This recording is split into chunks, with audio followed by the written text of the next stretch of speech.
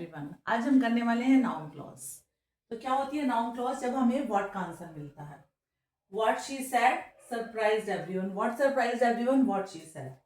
तो ये किस तरह से काम कर सकती है? या तो ये सब्जेक्ट ऑफ वर्ब की तरह काम कर सकती है, जैसे what she said surprised everyone, what surprised everyone, what she said. तो यहाँ व्हाट का आंसर मिल रहा है।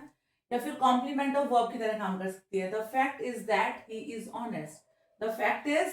तो यहाँ we are getting more information about the fact.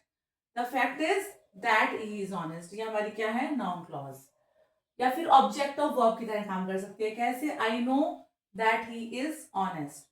तो ऑब्जेक्ट क्या है हमारा? I know what? That he is innocent. I know that he is innocent. Object of preposition. We talked about where we should go. We talked about what? Where we should go. ये हमारा क्या है? Object of preposition की तरह work कर रही है।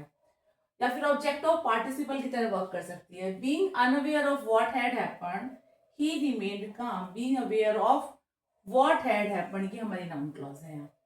Okay. या फिर ये टू प्लस इन्फिनेटिव की तरह भी काम कर सकती है। She decided where to go, she decided what, where to go. तो जब हमें व्हाट का आंसर मिल रहा है तो ये हमारी क्या है? Noun clause.